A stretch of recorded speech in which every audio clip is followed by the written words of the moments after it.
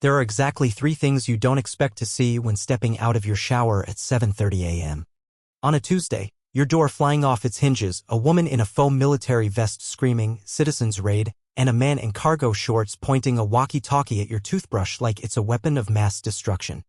And yet, there I stood ripping wet, half a towel around my waist, watching as a group of retirement-age vigilantes kicked their way into my living room with all the tactical grace of a toddler's birthday party gone feral.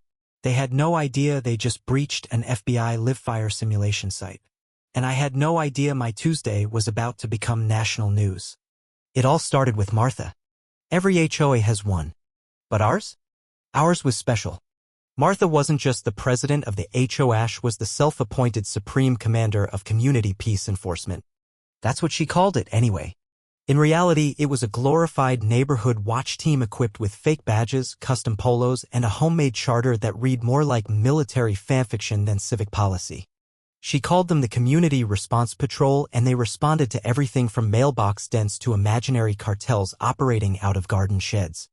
A week earlier, she had paraded down the cul-de-sac on her electric scooter, handing out flyers titled, "Security or Chaos, take your pick."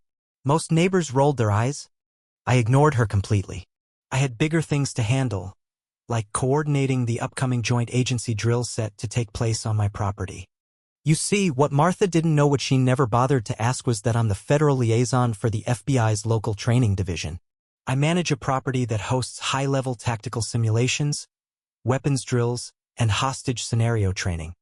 The warehouse-looking structure at the back of my lot wasn't a man cave, it was a federally funded operations site and by law classified from the general public. Not that it would have mattered to Martha. In her mind, I was the suspicious guy with dark SUVs and too many packages. She never understood that the constant UPS deliveries were tactical gear. Her paranoia grew like mold. The final straw came when she saw one of our instructors unloading duffel bags labeled breach kits. She decided we were part of a cartel and the HOA had no choice but to take action. If Martha had an ounce of sense, she might have consulted someone. Instead, she formed a suburban militia. There was Jim, the retired pharmacist who took airsoft too seriously. Teresa, who brought a clipboard and a taser she bought online. And of course Martha, wearing a reflective vest labeled Commander in glitter and wielding a bullhorn like the sword of justice. They waited for me to leave Tuesday morning. I stepped out for 5 minutes to grab a breakfast sandwich.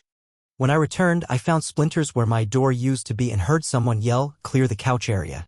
I walked in calmly. They didn't know that the entire building was under live surveillance, hidden cameras, motion sensors, trip alarms.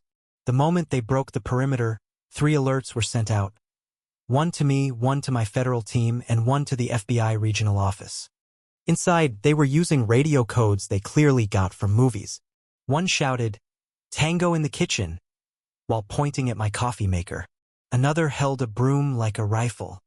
Martha was mid-shriek when I walked in, sandwich bag in one hand. "What in God's name?" I started. "You're under community arrest. Get on the ground," she screamed. Before I could respond, the back door flew open. 3 tactical officers stormed in, weapons drawn but not aimed. "Sir, you good?" One agent, Richards, asked. "They broke in while I was gone," I replied. Richards turned to the group. "This is a federal training site. You just committed a serious federal offense." Martha turned pale.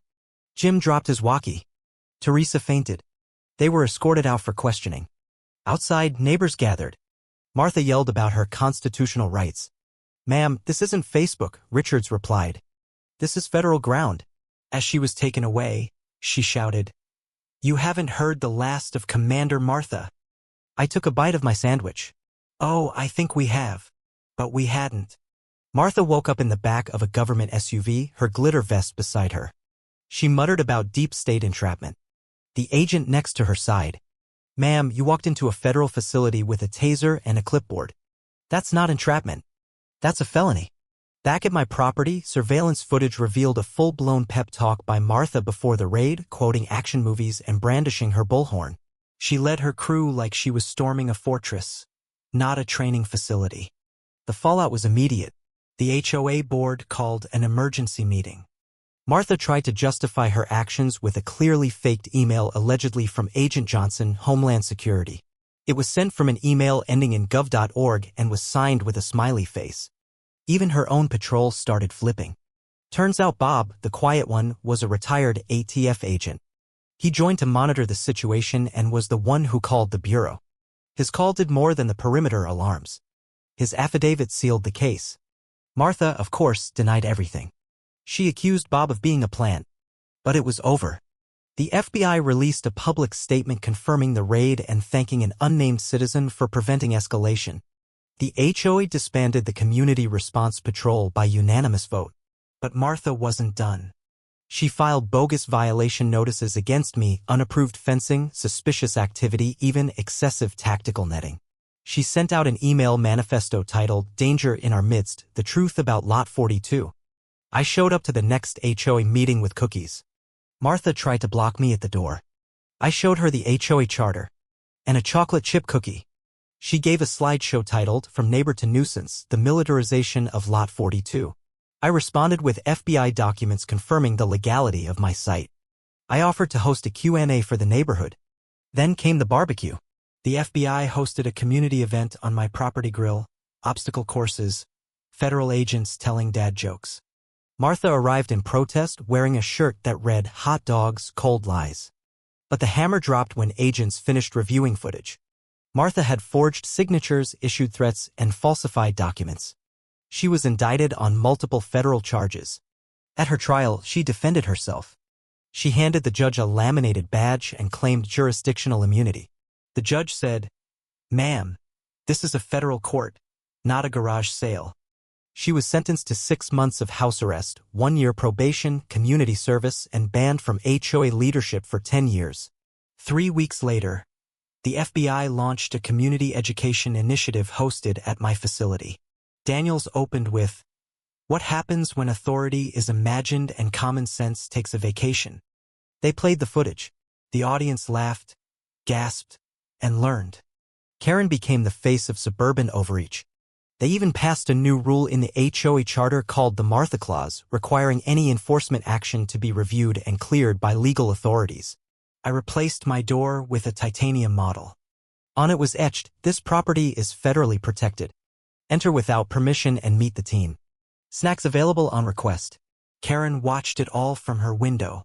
Silent. Powerless. Forgotten. The neighborhood healed. The drills continued. And every time I locked that door, I smiled.